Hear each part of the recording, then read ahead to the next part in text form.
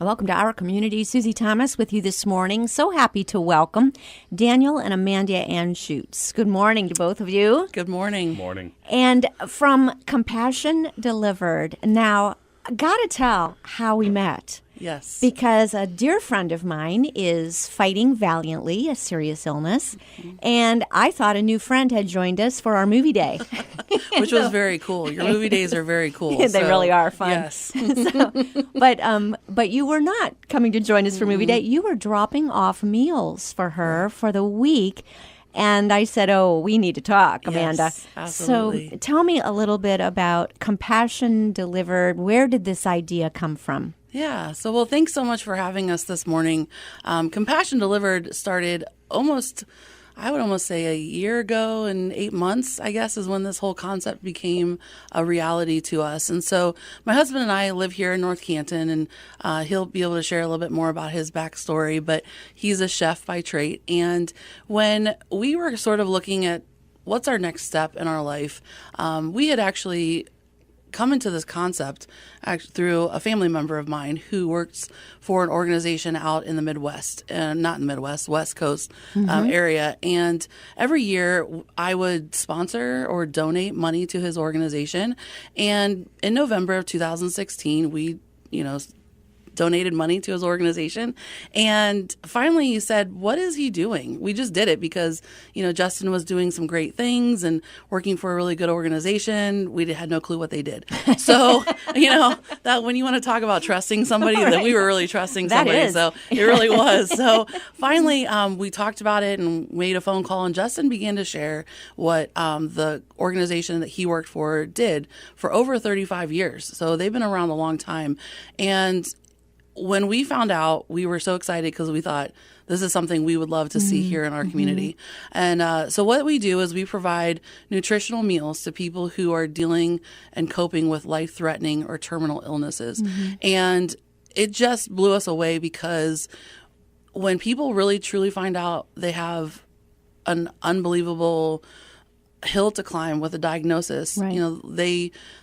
A lot of times family, friends, yes, come alongside them, but we get back into our normal everyday life. And That's right. And not that we forget, but we just get busy. Life happens. And people need to know that they are still thought of and that still people care. But food is important when you are sick. And we all know that. When you're little and you had a cold or flu or whatever, mom took care of you with chicken noodle soup. It's still the same concept. People still need to be taken care of when they're sick. And so Compassion Delivered formed in January of 2017. So we are a year and 3 months old, and we are a 501c3 based organization here in Stark County. So we provide our meals on a weekly basis on Fridays to people who are dealing with life-threatening illnesses, and that could be cancer, heart disease, Parkinson's, ALS, MS. Those are just a few areas that we are focusing on. It's one thing for one member of a couple to get this idea and say, hey, you know what we ought to do?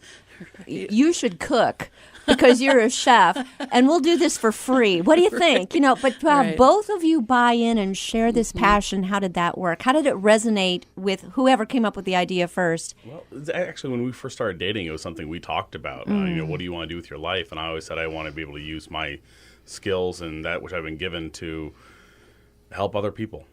And when this was brought up and we looked at, hey, there's really a need in our area, which is not really being met, we said, let's do it. You're not just a chef. No. You're kind Yes, of I am. a pretty well-known chef You're right.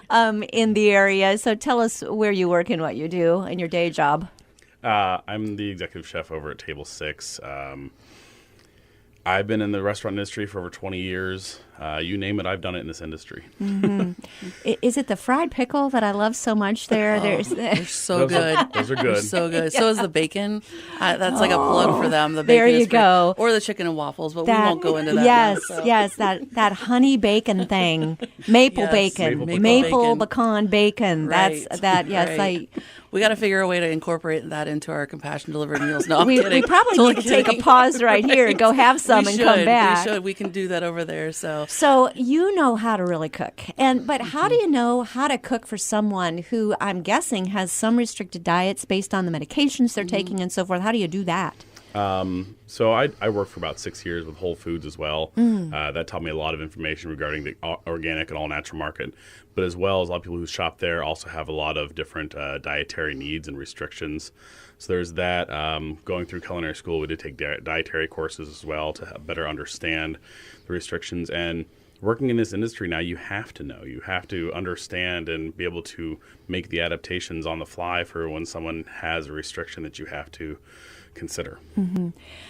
There's also, it's not just the delivered part of your title, it's the compassion part of your title. There's something about the attitude that you walk into a home with when a family is battling that.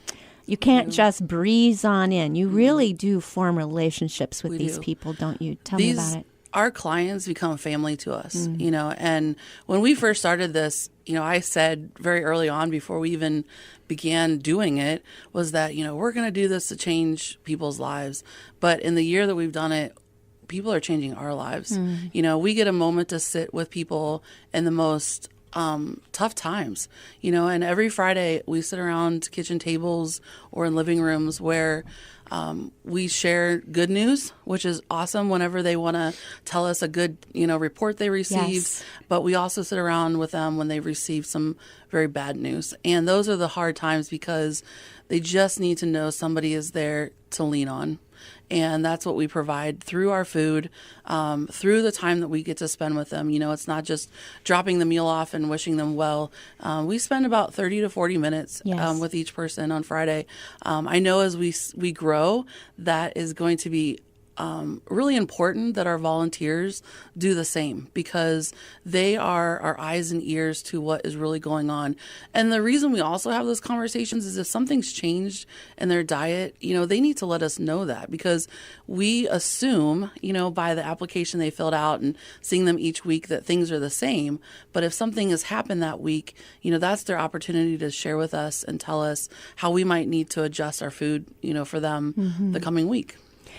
There are so many good organizations in town that try to take care of shut-ins and so forth. This is different. This is unique. Tell me how you differ from, for example, Meals on Wheels. Sure. So we differ by first the food that we provide.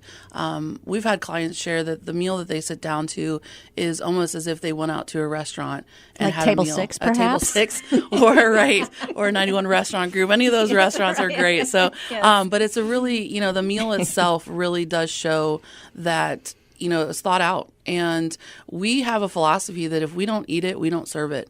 And I am the pickiest person you'll meet this side of the Mississippi River, and he can attest to that. We've been together almost 6 years, and married for almost 3, and he has made it his goal in our marriage to make me try things that I never wanted to try. You know, what? So, I gotta know, like what? Like eggplant and let's see, beans in general. She just detests. I do, but you know what though? Every meal he makes each week, I eat, and if I don't like it, we don't make it. But I mean, I do try a lot of things, and so it's really helping us expand because we want people to know that if they go to a market and they see, you know, an asparagus or an artichoke or an eggplant, what they could do with it. You know, there's so many great values to that, but a lot of time that educational piece is missing. And so we hope that through what we're making gives them the encouragement to try something new.